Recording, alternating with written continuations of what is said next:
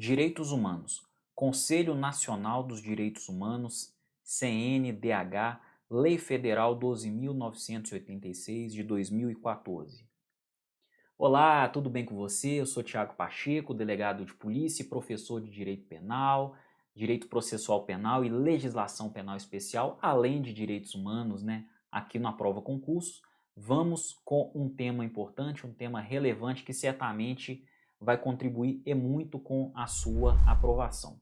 Senhores, falaremos hoje sobre o Conselho Nacional dos Direitos Humanos, tá? Ele está definido na Lei Federal 12.986 de 2014. Vamos lá, definição desse conselho, para a gente começar bem. O Conselho Nacional dos Direitos Humanos é um órgão colegiado, olha só, um órgão colegiado, ou seja, composto por vários membros, né, de composição paritária. Por que composição paritária, pessoal? Porque tem representantes do governo e representantes da sociedade também, que tem por finalidade a promoção e a defesa dos direitos humanos no Brasil através de ações preventivas, protetivas, reparadoras e sancionadoras das condutas e situações de ameaça ou violação desses direitos previstos na Constituição Federal e em tratados e atos internacionais ratificados pelo Brasil.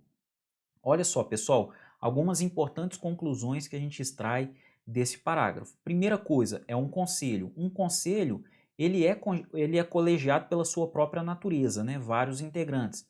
A composição é paritária. Por quê? Porque nós temos representantes do governo e temos representantes da sociedade também, da comunidade, ok? Ele se preocupa, né, com a defesa, a finalidade dele, né, é promover a defesa dos direitos humanos. E olha só, essa defesa que ocorre de forma preventiva, né, antes do fato ocorrer, de forma protetiva quando o fato está ocorrendo, de forma reparadora quando o fato já ocorreu e trouxe, né, as mazelas, né, à vítima, e também de forma sancionadora, ou seja, de forma punitiva para aquele determinado sujeito que contrariou essas normas de direitos humanos. Normas essas, né, que estão previstas na Constituição Federal e também em todos os tratados de direitos humanos que foram ratificados pelo Brasil. Combinado? Instituído inicialmente pela Lei 4.319, de 16 de março de 1964, olha só, a ideia é antiga, hein? Que criou o Conselho de Defesa dos Direitos da Pessoa Humana, era o CDDPH, né? Em 64. Esse colegiado foi transformado em Conselho Nacional, Conselho Nacional dos Direitos Humanos, e a lei é a nossa querida 12.986 de 2014, legislação razoavelmente recente, né?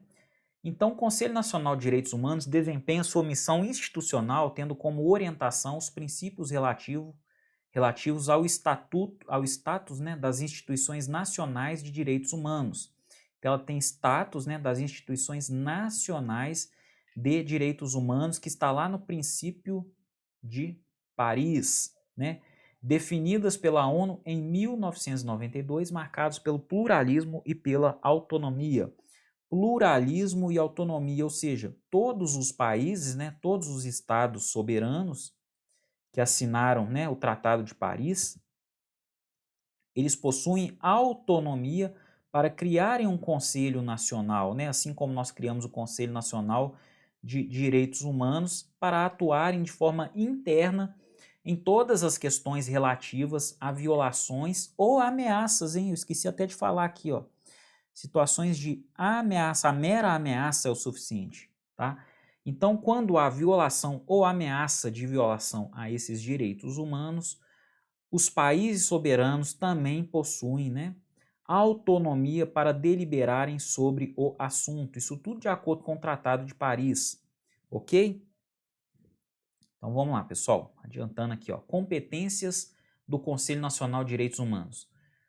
Ao Conselho Nacional de Direitos Humanos compete, dentre outras atribuições, vamos lá, fiscalizar e monitorar as políticas públicas de direitos humanos e o Programa Nacional de Direitos Humanos, podendo sugerir e recomendar diretrizes para a sua efetivação. Então, pessoal, fiscalizar e monitorar todas essas políticas públicas de direitos humanos, inclusive podendo intervir por meio de recomendações, né? Recomendações de diretrizes para efetivação desses direitos humanos. Outra competência, articular-se e manter intercâmbio e cooperação com entidades públicas ou privadas, municipais, estaduais, do Distrito Federal, nacionais ou internacionais, em especial com os órgãos integrantes do Sistema Internacional e Regional de Direitos Humanos. Então, olha só, esse Conselho Nacional, ele atua desde as instâncias mais inferiores, né, municipais, mais localizadas, né, como também em relação às instâncias mais longínquas possíveis, né, nacionais e internacionais. Então, o papel dele é de suma importância, né, porque ele abrange uma área muito grande. Ele pode se localizar numa determinada região ou pode atuar de forma plena pelo mundo afora, né? Não intervindo, obviamente, pessoal, em outros países, ok? Não é intervindo em outros países, mas é protegendo, por exemplo, um brasileiro que teve os seus direitos humanos violados numa outra nação, ok? Ele não pode intervir em outros países, é um conselho nacional, a atuação dele é no Estado, tá? É perante o Estado brasileiro. Então, não quero que vocês confundam as coisas não, tá? E outra coisa, né, o que ele mantém aqui é intercâmbio e cooperação com essas entidades e esses tribunais, né, nacionais ou internacionais também, além dos estaduais, distrital, né, e municipais, ok? Não confunda isso, pelo amor de Deus, a atuação dele é dentro do Brasil. Agora, a cooperação, o nível de cooperação, ele transcende as fronteiras. Opinar sobre atos normativos, administrativos e legislativos de interesse da política nacional de direitos humanos, elaborar propostas legislativas e atos normativos relacionados com a matéria de sua competência, né? Aqui até a gente tem uma menção à competência anterior, né? Acompanhar processos administrativos e judiciais que estejam relacionados direta ou indiretamente a graves violações de direitos humanos. Então, olha só o papel dessa Comissão Nacional, hein? Acompanhar processos administrativos e judiciais, hein?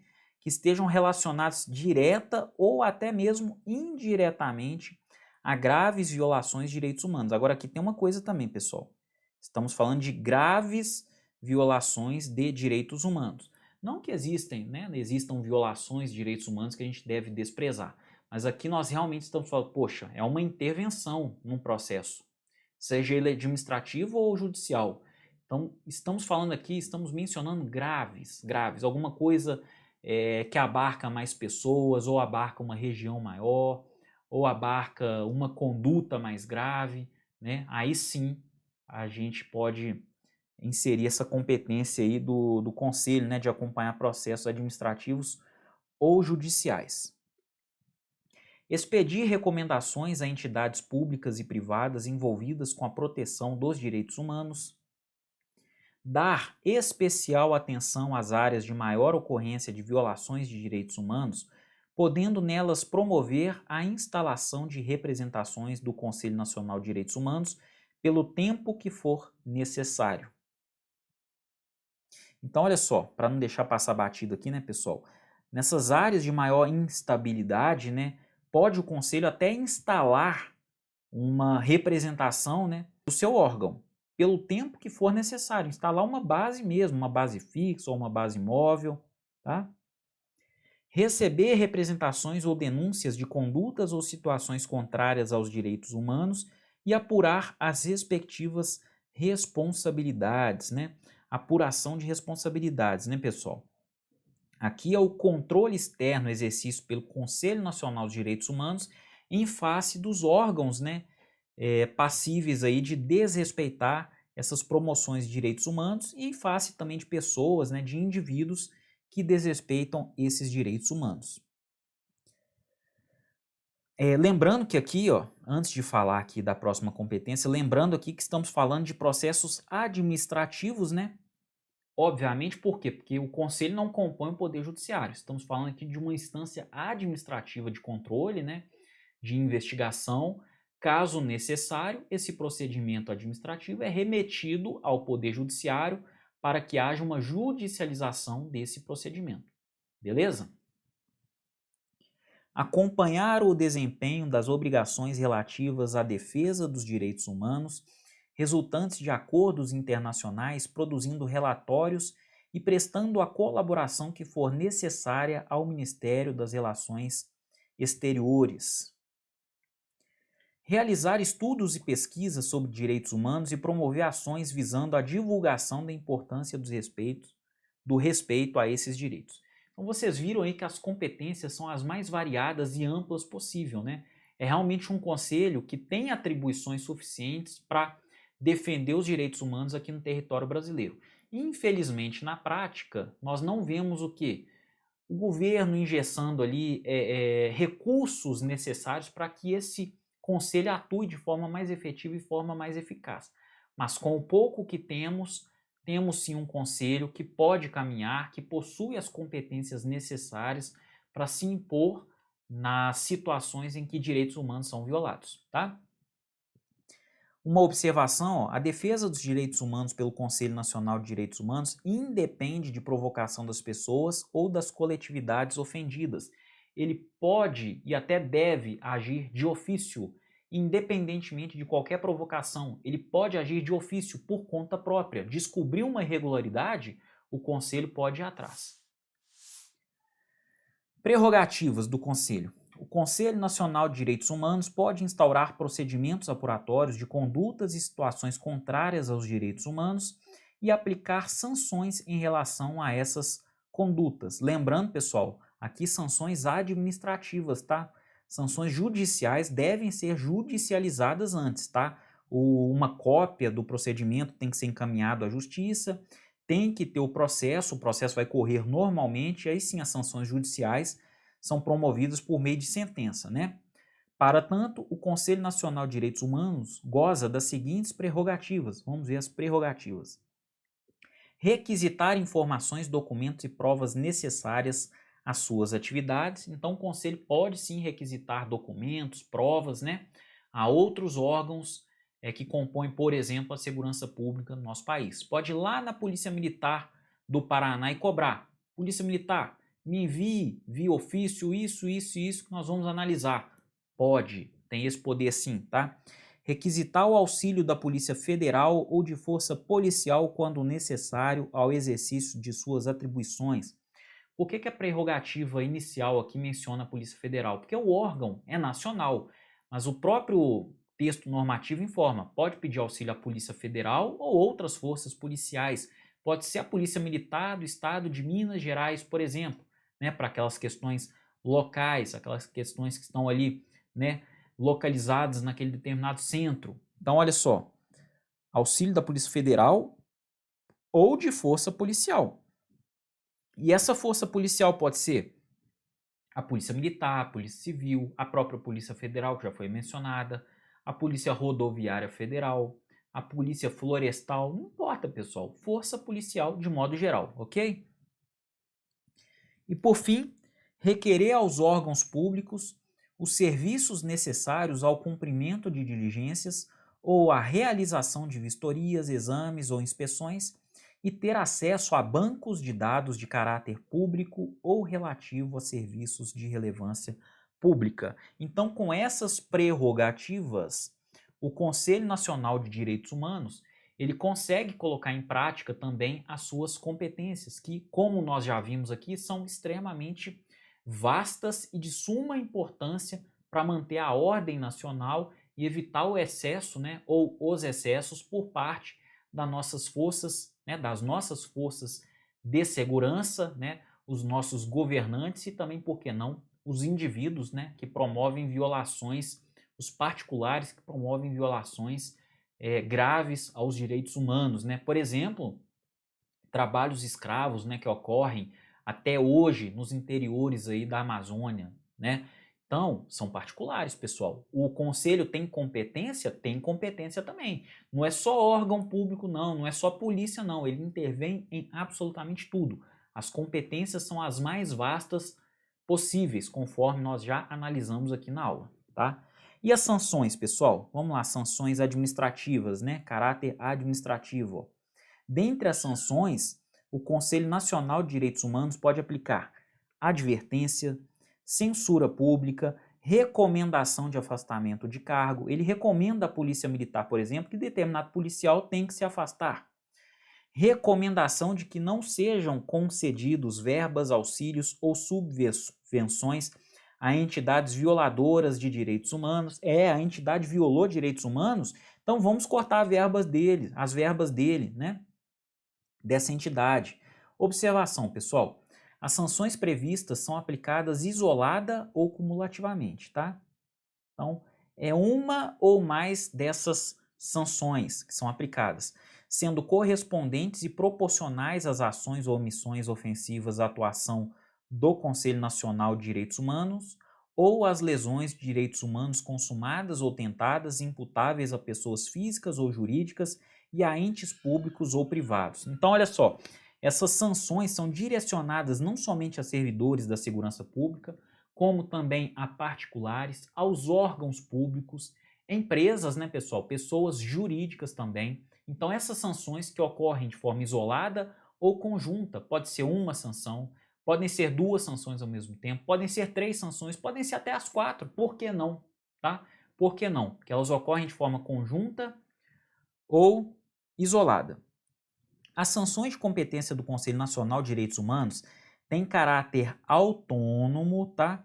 Devendo ser aplicadas independentemente de outras sanções de natureza penal, financeira, política, administrativa ou civil previstas em lei. Então, pessoal, essas sanções aqui do Conselho são independentes das demais. Elas têm caráter administrativo, e elas funcionam independentemente de outras sanções de caráter administrativo, penal, civil, tributário, financeiro, político, seja lá qual for a natureza da sanção penal.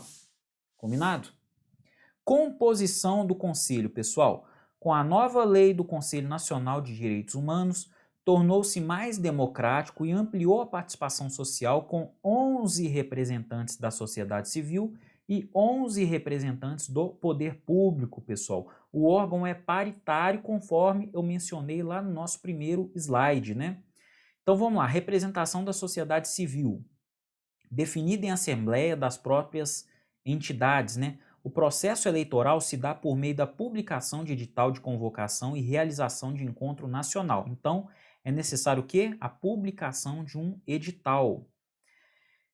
São eleitas 9 organizações titulares para o mandato de 2 anos, então a gente tem um mandato aí de 2 anos, né, para os membros da sociedade civil, e 2 têm assento permanente, tá? 2 têm assento permanente. Quais são? O Conselho Federal da Ordem dos Advogados do Brasil, tá? O Conselho Federal da Ordem dos Advogados do Brasil, a nossa famosa OAB, ela tem um assento permanente no Conselho, e também o Conselho Nacional dos Procuradores Gerais do Ministério Público dos Estados e da União, tá? O CNPG. Esse órgão, esse Conselho Nacional de Procuradores Gerais, ele também tem uma cadeira permanente.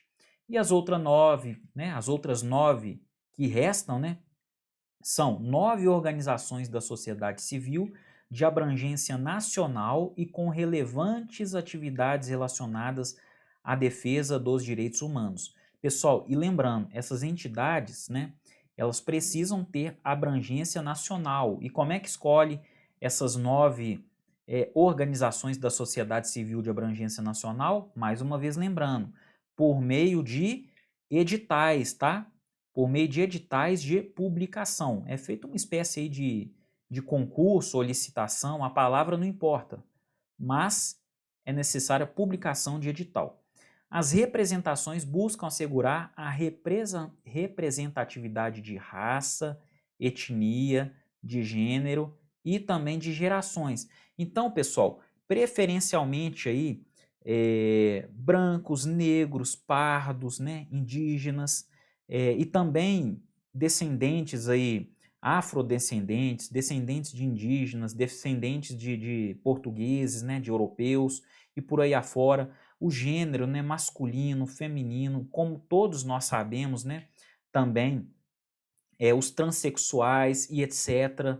tá? E geracional, pessoas mais jovens, pessoas de meia idade, os mais idosos. A ideia é mesclar isso tudo para que a representatividade fique mais ampla possível, tá joia? A representação do poder público ela se dá de tal forma, olha só, contempla instituições que atuam diretamente com direitos humanos, sendo duas delas instituições autônomas. Olha só, a Defensoria Pública da União, que é uma instituição autônoma, e o Ministério Público Federal, que também é uma instituição autônoma. E além delas, pessoal, o Conselho Nacional de Justiça, o CNJ, o Ministério dos Direitos Humanos, tá? O Ministério das Relações Exteriores, o Ministério da Justiça, a Polícia Federal, a Câmara dos Deputados, tá? Por meio de 2 deputados, então aqui vale por 2, né? E o Senado Federal por meio de 2 senadores, então aqui valem 2 também. Temos aí os 11 representantes do poder público. Beleza, pessoal? Funcionamento do Conselho Nacional de Direitos Humanos. As reuniões ordinárias de plenário e de comissões permanentes do Conselho são realizadas mensalmente, tá? Essas reuniões são mensais, em geral na segunda semana do mês. Pode ser revogada, passada aí puxada para a primeira ou transferida para a terceira, pode, mas de modo geral, na segunda semana do mês. As reuniões são públicas e a pauta é divulgada previamente, exceto quando seja estabelecido o caráter sigiloso da reunião por deliberação do plenário, especialmente para resguardar interesses e direitos de pessoas e coletividades ameaçadas. Então, de modo geral, as reuniões são públicas e o assunto vai para a pauta anteriormente, né? Então, todos já chegam na reunião com o assunto pautado já e já sabendo o que será tratado naquela reunião. Agora, excepcionalmente, se o caso concreto demandar o sigilo, aí o plenário decide pelo sigilo das informações e aí o pessoal do plenário que chega para a reunião, eles vão ficar sabendo no momento da reunião, tá? Os representantes, tá? Melhor dizendo, quando os representantes chegam, eles ficarão sabendo no momento da reunião qual é a pauta, isso para manter o quê? A segurança das vítimas, daqueles que tiveram os direitos humanos violados, né? O conselho também pode se reunir extraordinariamente. A reunião ocorre de forma ordinária ou extraordinária por iniciativa do presidente ou de 1/3 dos conselheiros e conselheiras, tá? Então, se o presidente decide por uma reunião extraordinária, ela ocorrerá. Ou se 1/3 dos conselheiros também decidem pela reunião, ela também acontecerá, né? O plenário é a instância máxima do Conselho, composta por seus integrantes no exercício da titularidade. Os recursos necessários ao cumprimento das finalidades do Conselho, conforme a Lei 12.986 de 2014, são providos pela Secretaria Especial de Direitos Humanos do Ministério dos Direitos Humanos, tá? Inclusive com a disponibilização de servidores e estrutura para o funcionamento da sua Secretaria Executiva, responsável pelo apoio técnico e administrativo do Conselho Nacional de Direitos Humanos. A mesa diretora, pessoal. A mesa diretora do Conselho é composta de forma paritária, tá, por conselheiros do poder público e sociedade civil, considerando um assento para a presidência, um para a vice-presidência, 2 para os conselheiros da sociedade civil e 2 para os conselheiros do poder público, sendo observada também a paridade de gênero, né?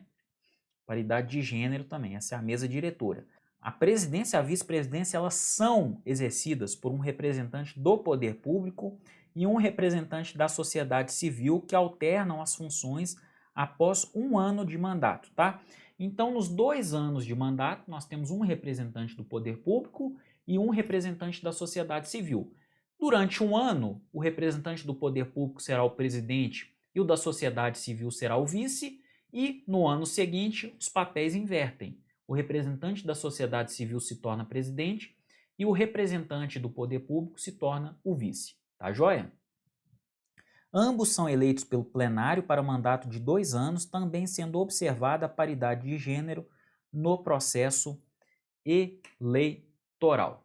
Pessoal, Isso é tudo que eu tinha para falar com vocês, né? A aula de hoje terminou. É sempre aula corrida, o conteúdo é muito grande, né? Via a prova concurso, eu estou à sua disposição. Combinado? Pessoal, um grande abraço e a gente se vê numa próxima oportunidade. Até mais.